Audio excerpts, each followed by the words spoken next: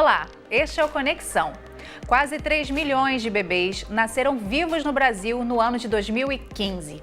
Em relação ao ano anterior, isso representa um aumento de quase 1% no número de registros nos cartórios, segundo o levantamento do IBGE. O planejamento familiar é previsto em lei e o auxílio à concepção está previsto na Constituição Cidadã de 1988. Atualmente, existem variados recursos para iniciar uma gravidez e é sobre os diversos aspectos que envolvem este assunto que a gente vai falar no programa de hoje. Nós recebemos aqui no estúdio Ivan Pena, que é médico de reprodução humana, e também conosco Bernardo Campinho, que é advogado. Olá, muito obrigada pela participação de vocês aqui conosco hoje. Gostaria de começar com o doutor Ivan. Doutor Ivan, existem diversos métodos contraceptivos, né, que estão aí muito fáceis da gente conseguir na rede pública de saúde. A gente fala da camisinha, da pílula anticoncepcional, mas quando é o caminho oposto, quando a pessoa quer ter um filho e ela encontra dificuldades para isso, o SUS também oferece essa estrutura? Funciona no SUS? Não funciona. Na verdade, é uma grande deficiência. Quando a Constituição Cidadã, como você falou, preveu a questão de fazer o planejamento familiar, isso não quer dizer só não engravidar, quer dizer engravidar também. E, teoricamente, você teria que dar essa estrutura. E, na verdade, no país, você conta nos dedos o número de instituições que podem oferecer isso de uma forma gratuita em parte, porque mesmo as medicações tem que ser pagas pelos pacientes. E as medicações também são bem caras, né? Um tratamento de fertilização, por menor que seja, ele vai custar por volta de 3 a 4 mil reais só de medicação. Então, a gente não tem nem esse procedimento na tabela do SUS, que seria a coisa mais básica que a gente deveria. Hoje é muito difícil você conseguir convencer qualquer gestor de um hospital público a ele criar uma estrutura para tratar a parte de concepção, ou seja, de fertilização in vitro, inseminação, porque ele não vai receber nada do SUS, porque não existe na tabela esse valor. E, Bernardo, a legislação, ela prevê alguma obrigação do Estado em atender essa demanda? Com certeza, Karen. A Constituição prevê o direito à saúde como um direito do cidadão, também prevê o planejamento familiar, como bem falou o doutor Ivan. Isso não é só não engravidar, mas também a capacidade de você planejar se você quer ter filhos, é parte das suas escolhas existenciais. E a infertilidade é reconhecida pela OMS como uma doença, ok? Então, o SUS tem a obrigação, o dever legal de tratar os casos de infertilidade ou pessoas que tenham, porventura, façam parte de um relacionamento homoafetivo que precisam recorrer a essas técnicas, até porque a lei dos planos privados de saúde expressamente exclui a inseminação artificial. Isso é polêmico, os tribunais têm decisões diferentes, mas expressamente exclui esse tipo de procedimento da cobertura dos planos. Então, acaba sendo o único recurso e, infelizmente, são poucos centros no Brasil, só 9. E nenhum plano de saúde oferece? Como cobertura obrigatória não, porque a lei dos planos excluiu isso expressamente. Existem interpretações dos tribunais acerca justamente do fato da Constituição prever o planejamento familiar e algumas contradições dentro da própria lei dos planos, mas na maioria das vezes não há um padrão nessas decisões e a pessoa só tem mesmo a garantia do SUS, que infelizmente, como disse o doutor Ivan, não funciona. Seria um primeiro momento se o SUS colocasse na tabela dele, dizendo que ele faz o procedimento. Em cascata, provavelmente os planos de saúde teriam que cobrir. Entendi. Entende? Mas essa questão não acontece. Por exemplo, o presidente Luiz Inácio Lula da Silva teve um início de um projeto que era muito interessante em 2005, sem nenhuma apologia política aqui. Mas ele fazia o seguinte: para cada 2 milhões de habitantes, ele criaria um serviço público do SUS para esses pacientes. Só que esse trabalho nunca foi à frente. Por exemplo, no Rio de Janeiro, a gente teria 3 ou 4 centros que seriam capazes de reduzir essa demanda. Porque a demanda, para você ter uma ideia, 3% da população vai precisar de tratamento de fertilização e inseminação. O dado da OMS diz que aproximadamente 11 milhões de brasileiros podem apresentar problemas de infertilidade mas ao longo da vida, né? Mas não todos eles vão precisar de fertilização. Podem, né? Exatamente. Mas se a gente fizer um cálculo, vamos dizer que tem 6 milhões de habitantes no Rio. Vamos dizer que a gente tenha 2 milhões e meio de casais. A gente está falando aí pelo menos de 3% desses casais que vão precisar de um tratamento e muitos não podem pagar porque é caro. É muito caro. Entende? E isso não acontece. Olha só, o número de pessoas que buscam tratamento de fertilização no Brasil aumentou. Segundo dados da Agência Nacional de Vigilância Sanitária, entre 2011 e 2014, o número de fertilizações in vitro aumentou em 106%. E isso como é que chega a isso para você no consultório, que trabalha de forma particular?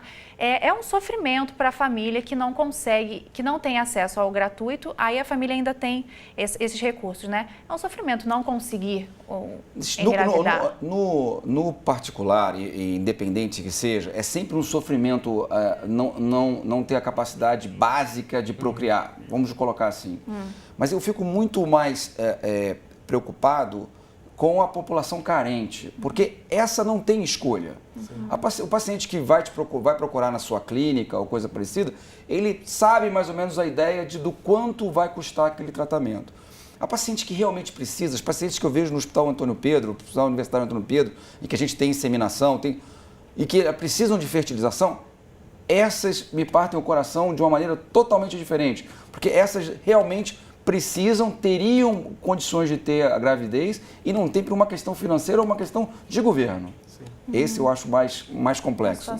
E mexe com a parte emocional, né? Total. Doutor, o senhor pode explicar para a gente as diferenças? Porque tem a fertilização, a inseminação. Pode explicar para a gente as diferenças? A gente tem duas técnicas em termos de complexidade. A primeira técnica é a inseminação intrauterina. O que a gente faz? A gente pega o sêmen, prepara esse sêmen de maneira que ele seja o melhor sêmen possível e dos melhores espermatozoides e que tire algumas substâncias que podem dar algum tipo de complicação e acompanha essa mulher na hora que ela vai ovular. No dia que ela vai ovular, como se fosse uma relação sexual, a gente coloca o sêmen dentro do útero, com todos os cuidados de asepsia e tal. Isso é inseminação intrauterina, então é um método um pouco menos complexo, um pouco mais simples, vamos colocar assim. A fertilização in vitro já é diferente. A gente pega os óvulos da mulher com o espermatozoide do homem, fazemos o embrião e depois nós colocamos dentro do útero. Ah, entendi. Então é uma diferença bem evidente entre Sim, em custos, em complexidade, em complicações que podem acontecer. Doutor Ivan, qual que é o direito nesse caso? Assim? Qual é o direito do pai e da mãe e da pessoa que está, por exemplo, doando, né, num casal homossexual, vai ter que acontecer uma doação, né? Qual que é o direito? Como é que se desenha e se faz um contrato para deixar todas as partes bem claras do que cada um tem direito de fazer?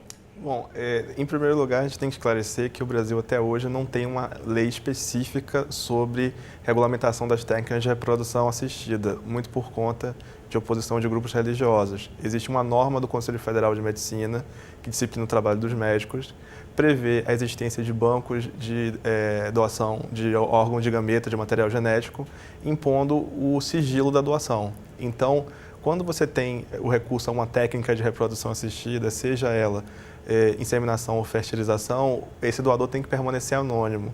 Esse registro fica na própria clínica, tem que ser feita uma investigação, não só uma investigação clínica em relação a doenças, alguma coisa assim nesse sentido, em relação aos termos de saúde, como também esses dados têm que ficar disponíveis para caso no futuro você tenha que verificar para fins de impedimento de casamento, ou se a própria pessoa, depois da maioridade, quiser ter acesso a essas informações, ela tem direito. Mas a regra que existe é o caráter anônimo da doação, e em tese esse doador não é pai.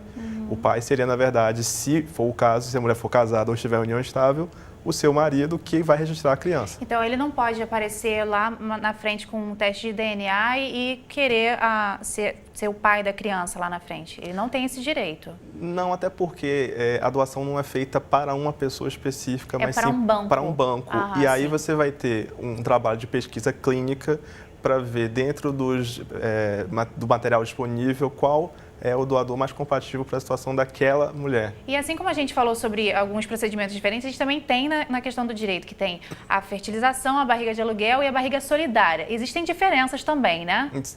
Bom, barriga de aluguel é um termo informal para um procedimento que é a barriga, ou melhor, barriga de aluguel e barriga solidária são termos informais. Nas regulamentações existentes, eles falam em gestação por substituição, que é quando uma mulher não pode levar a termo uma gravidez pelo período completo, por alguma incapacidade ou limitação física, ok? Ela até produz material genético, os seus óvulos são saudáveis ou não, mas ela não consegue suportar todo o período da gravidez por questões biológicas e ela precisa buscar um outro útero, aí vem gestação de substituição. Essa gestação é levada a cabo com o material genético dela ou não em outro útero, ok? Então, nesse caso específico, essa mulher vai ter que recorrer a um parente, porque no Brasil nenhum tipo de reprodução assistida em relação ao uso do material genético ou a barriga de aluguel, barriga solidária, gestação de substituição, pode envolver caráter comercial porque existe uma proibição na Constituição. Entendi. Mesmo então tem que ser doação, né? E aí tem que ser de família, não pode ser um amigo. Pode. Pode? Desde que o CREMERG autorize. Isso. Ah, tem que ter a autorização do CREMERG. Nas regras do Conselho Federal de Medicina, há a previsão de parentesco sem necessidade de autorização, mas os conselhos regionais podem fazer autorização. Analisar caso a caso. Isso é muito comum para casais homoafetivos, principalmente masculinos, onde geralmente às vezes há uma ruptura familiar por conta da orientação sexual e eles acabam recorrendo a uma amiga. Tá ok. A gente está falando aqui, vai voltar a falar da questão do investimento para tratar a infertilidade e a gente reforça que o Sistema Único de Saúde oferece tratamento de fertilização desde 2009. Esse procedimento é oferecido em 12 unidades espalhadas pelo país, mas não é totalmente gratuito, como a gente já citou aqui. Quem quer engravidar precisa arcar com o preço dos medicamentos, que podem chegar até R$8.000. Doutor, essa questão, doutor Ivan, dessa dificuldade de não estar em pagar o medicamento e também vencer a burocracia, porque tem a questão de pagar, que o senhor já relatou, mas também tem a questão da burocracia, além disso? Porque na verdade a primeira coisa que você precisa entender é que esses centros, a maioria desses centros, eles não querem receber esses pacientes porque eles estão superlotados. Você vê, São Paulo tem 3 ou 4 centros, com mais de 20 milhões de habitantes. Então, eles estão superlotados. As pacientes normalmente têm que ir no início do ano, entrar numa fila e tem pacientes que ficam 2 anos nessa fila para poder serem chamados. E outra coisa, ela tem que sair daqui, largar o trabalho dela, tem que ir para lá. Teoricamente, o governo estadual deveria pagar esse transporte dela. Isso também não acontece. Então, é uma série de situações que não favorece.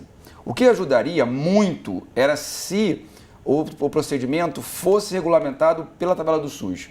Porque aí eu consigo chegar para o meu gestor hoje no Hospital Antônio Pedro e falar para ele, vamos fazer o serviço de fertilização, o SUS paga tanto pelo serviço de fertilização, você vai ter o retorno desse processo. Só que isso não acontece. Entraria nessa questão dos planos de saúde oferecerem, né?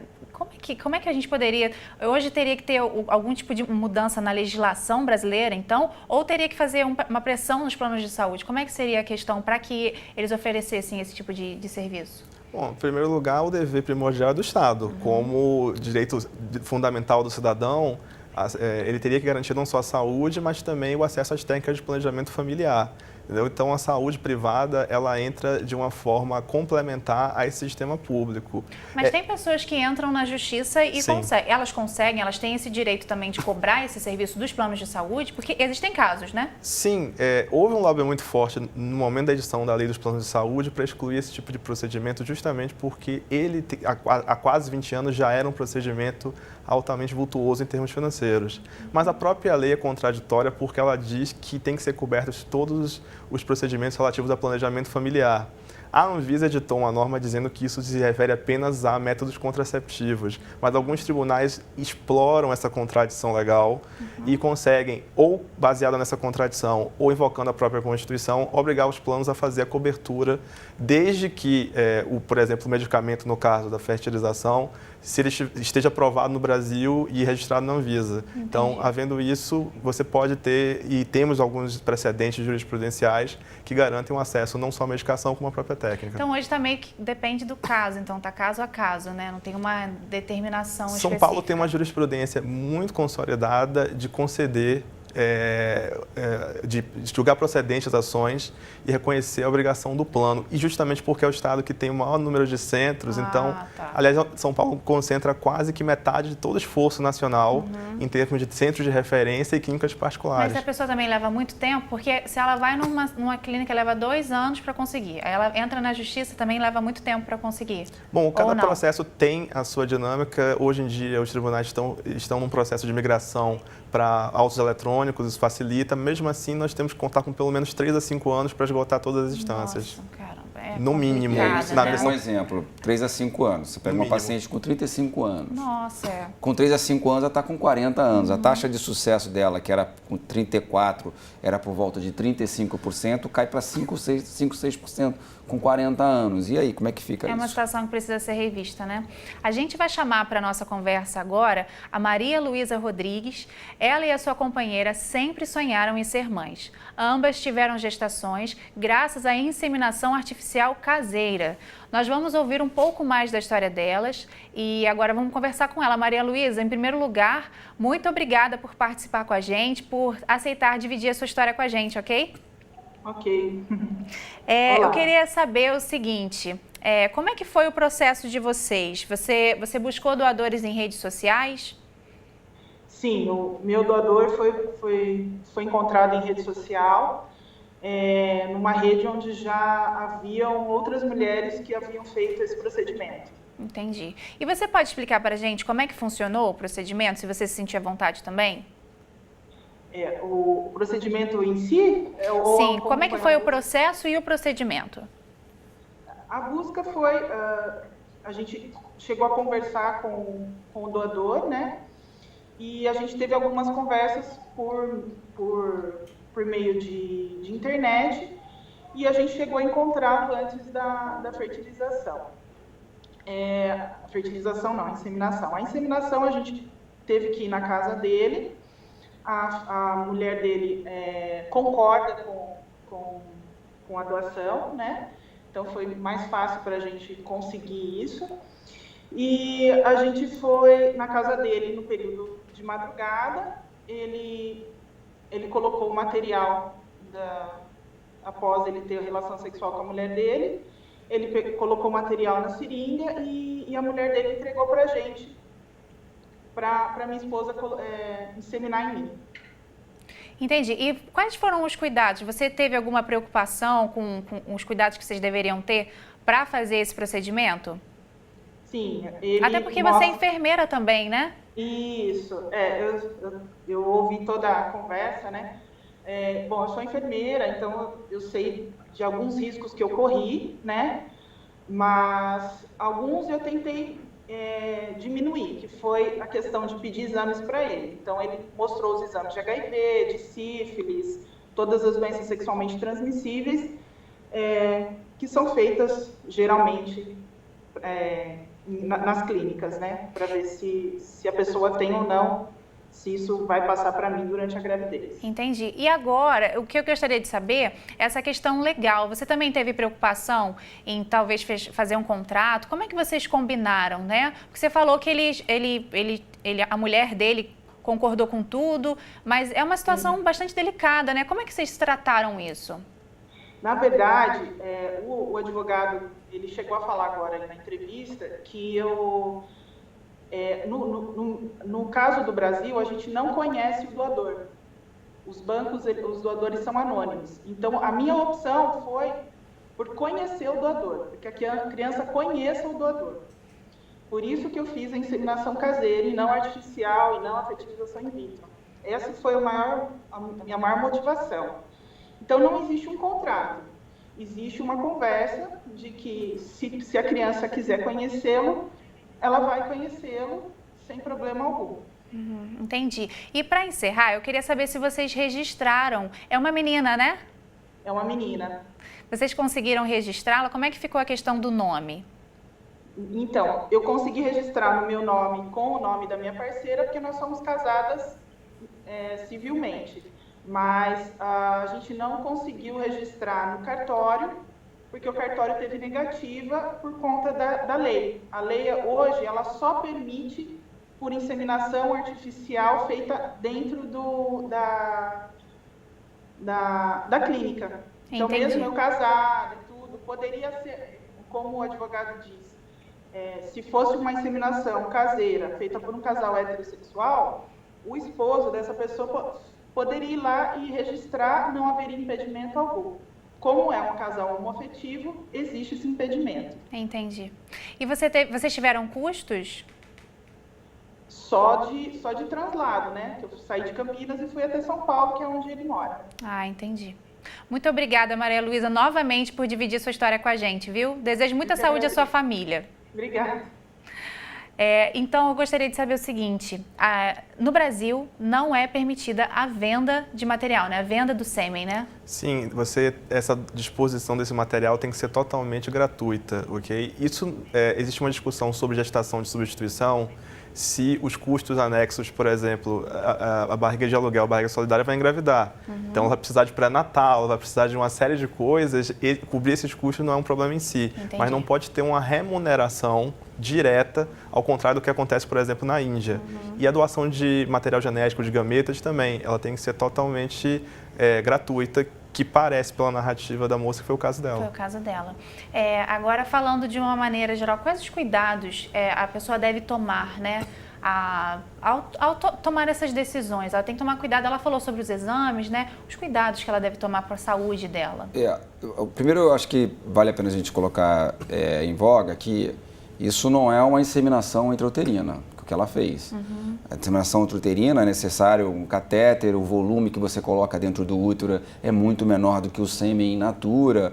Então, o que ela fez? Ela colocou o sêmen dentro da vagina, como se fosse uma relação sexual comum, e esse sêmen ascendeu por ser um sêmen de boa qualidade. Mas a técnica não é comparável à clínica, o que a gente faz na clínica artificial.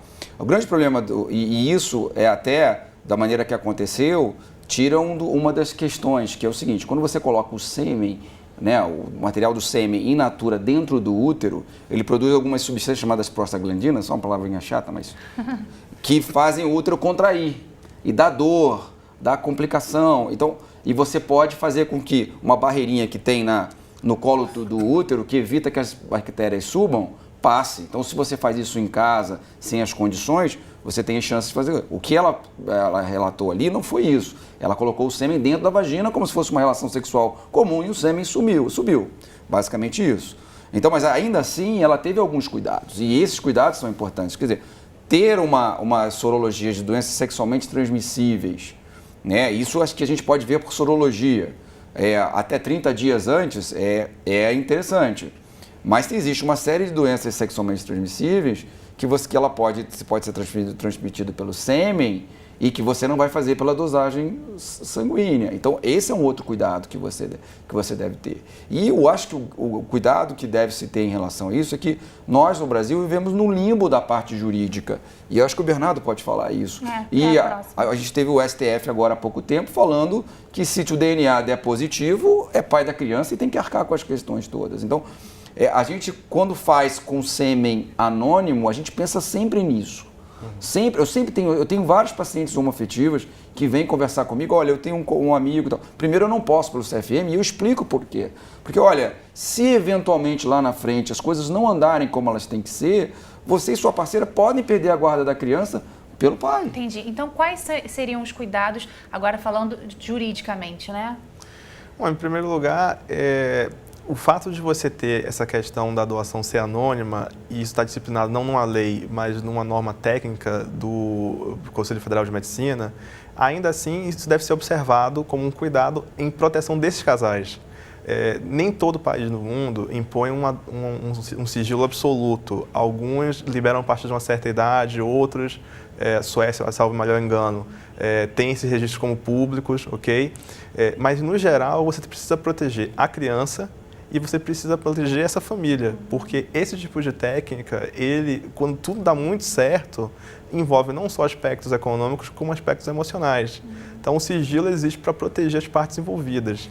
E no Brasil, embora exista uma discussão imensa sobre a coexistência entre paternidade socioafetiva e biológica, é fato que se essa doação é anônima e você assina um termo de responsabilidade disponibilizando esse material, qualquer tipo de reclamação sobre paternidade posterior, ela fica mais enfraquecida. Agora, se você se identifica, sabe de quem veio esse material e essa pessoa também sabe quem você é, depois um eventual futuro hipotético pai ajuizar uma ação de investigação de paternidade e no regime brasileiro atual, obviamente vigente, pedir uma guarda compartilhada, nada o impede de fazê-lo. Entendi. Okay? Então, vale dizer, assim, para a gente chegar ao final da nossa conversa, de que é um assunto muito novo, né? Essa questão da fertilização e tal, a gente precisa mesmo que o país garanta isso para todos os cidadãos que passam por esse tipo de problema, que é uma questão de saúde, e a gente aqui no Futuro vai continuar acompanhando, né, e contando com os nossos parceiros para explicar tudo direitinho para a gente, como vocês fizeram. Muito obrigada, viu?